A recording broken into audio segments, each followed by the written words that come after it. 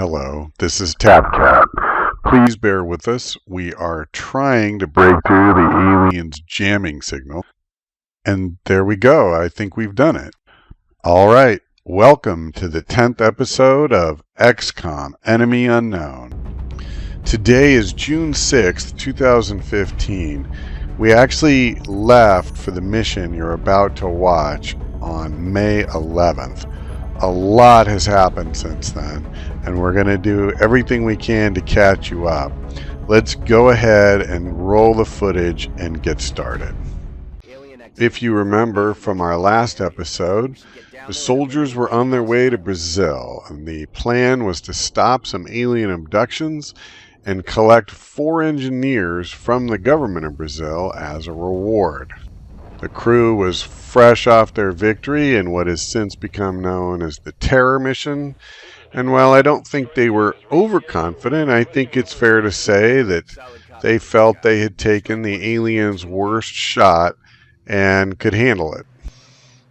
After fighting those bug-like chrysalids that turned their human victims into zombie incubators for more of their kind, I do think it's safe to say that most of us were starting to think that these men and women had seen pretty much everything the aliens could throw at them.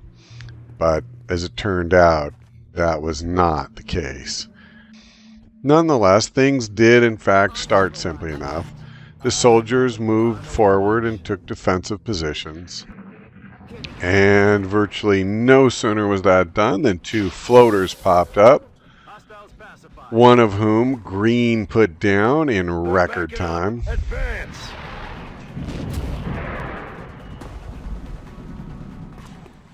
The surviving floater left himself in a less than great defensive position, and that gave Green the chance to follow up his first kill with a beautiful encore. Bye-bye. So it seemed as though almost no sooner had they arrived on the scene than 2 aliens stepped up and then were immediately put down. My eyes on. Eyes peeled, Commander. Enemy troops.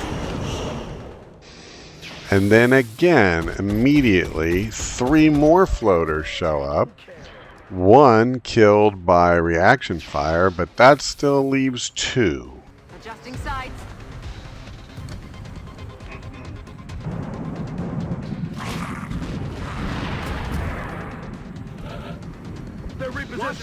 They got me flanked. And unlike the first pair, these 2 have almost every one of the soldiers flanked, so they cannot be allowed to live past the next minute or 2. King had a more than solid flanking shot and decided to take it. And so again, everything is looking pretty good. There's still 1 floater left to take care of, and he is behind full cover. Fortunately, Green can cover a lot of ground when he needs to.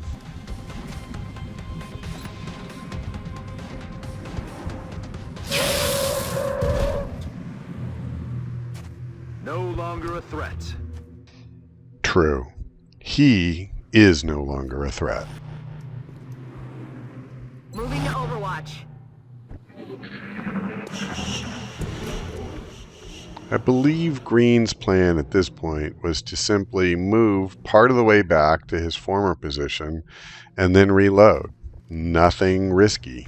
Or at least it didn't seem that way, because 3 thin men are occupying space that he had just run past moments earlier. And this is especially dangerous because these 3 thin men are practically right on top of the entire group. They could easily move forward and flank someone if they are not handled right now. Fortunately, Marino's rocket did a lot to cut the odds, and now there is just 1 thin man remaining. King moves forward, obviously intent on flanking and killing him, but With what we've seen so far, it was only natural to assume the aliens would have something specialized towards frontline combat. This hulking creature appears to be that unit. I don't envy anyone who is to go up against that thing. And now King is in just an untenable position. Sure, she can kill the Thin Man, but she'll be flanked by these two things they've never seen before and who are quite likely very powerful. So she goes back to cover. Romero, unfortunately, does not have a shot. And in general, the team is in a rough patch here. Any move they make to get a better shot at one opponent is going to make them more vulnerable to flanking by one of the others.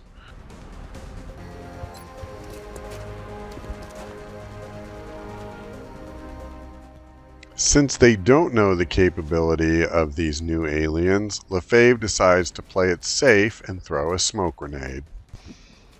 Unfortunately, smoke grenades only help against certain things. And this is where the real trouble starts. The Thin Man spits poison that affects both Marino and Green. But that's nothing compared to this monstrosity stepping up and, of all things, throwing a grenade. And the combined effect of those two things kills Green almost before they can understand what's happened. Romero panics, Marino panics, the wheels are coming off the wagon.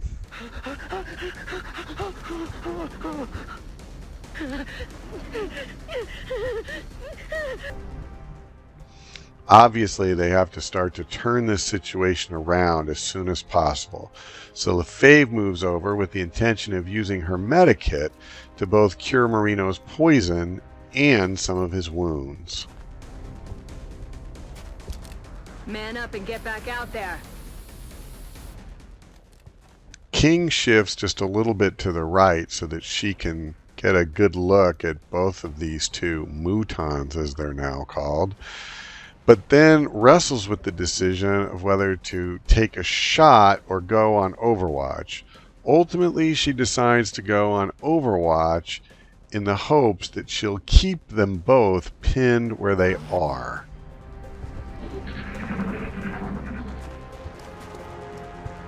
I'm taking fire. And she does keep them pinned. But first one, and then the other, displays the kind of deadly accuracy that we've seen so many times from these alien invaders. And just like that, Mary King, a promising young soldier, is gone. At this point, perhaps the soldiers would have been well advised to abandon the mission and do an emergency evac. But these three aliens were almost certainly the last remaining, and they felt that if they could just stabilize the situation, victory could still be theirs, and the lives of their comrades would not have been spent for nothing. To that end, Marino used a grenade to both wound the Thin Man and destroy his cover. And the plan did work, apparently. With the cover destroyed, Lefebvre was easily able to cash in the kill. And then Romero had a shot at the Muton farthest away. Not a great shot, but a shot. Unfortunately, this is where we learn yet another thing about this new type of alien. When wounded, they let out a roar, and apparently that roar has an effect on the human nervous system, sometimes inducing panic. I'm under fire!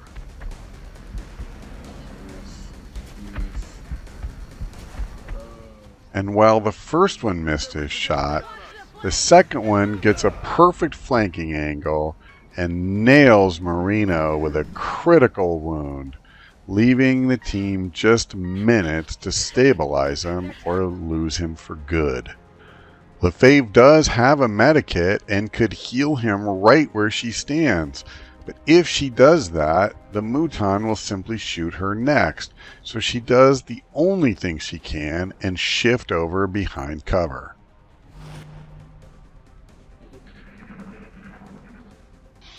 So at this point, the plan would seem to be to clear the battlefield of opponents as soon as possible and stabilize Marino. But Romero takes a relatively low percentage shot at her only target and can't hit anything but the cover he's hiding behind. Rather than taking a very low percentage shot, Lefebvre decides to go on Overwatch in hopes of keeping the Mouton at bay so that he can't flank Romero.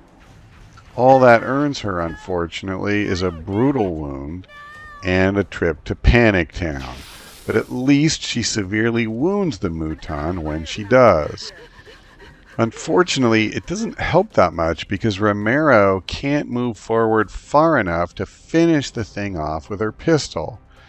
So all she can do is go on Overwatch and wait for Lefebvre to reclaim her sensibilities.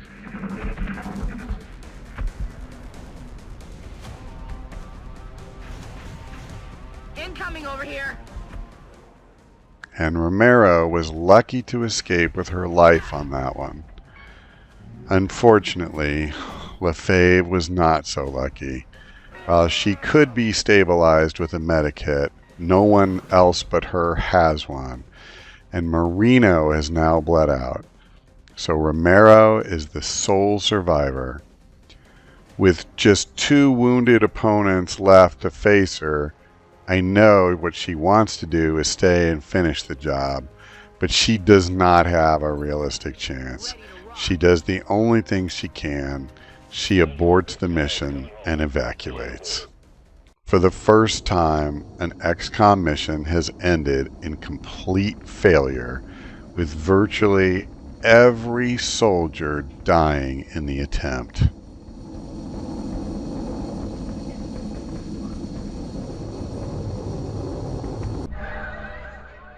And the consequences of failure go beyond the lives of the soldiers. Whole countries have descended into panic as a result.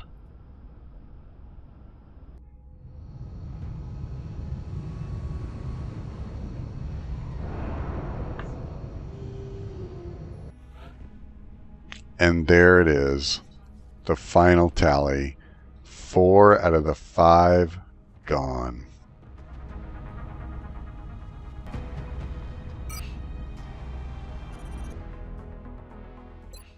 Aside from Romero, there's just one other soldier that's even been promoted high enough to have his class. That's Jacobs. He'll need at least a couple of more promotions before he fills that job well. The commander does the only thing he possibly can in this situation, which is to begin recruiting new soldiers and take a look at the situation board, which is not as bad as it could be, I suppose. Another negative effect of failing that mission is the commander is not receiving the 4 engineers he would have, and that leaves him short on being able to construct the satellite uplink. This could jeopardize his ability to launch more satellites this month. The research staff continues to make progress, finishing up xenobiology, which will allow the engineering staff to construct an alien containment center so they can begin interrogating live aliens if they're able to capture one.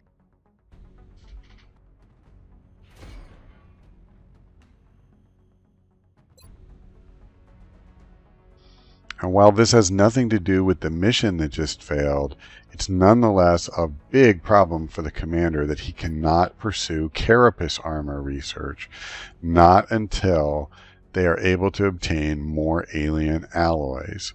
So failing that, he pursues an autopsy of one of the chrysalids they killed last time out.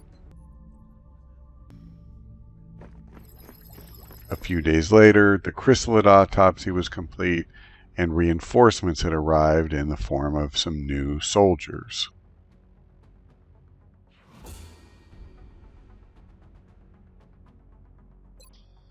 With no new options on the table, the commander decides to autopsy a sectoid next.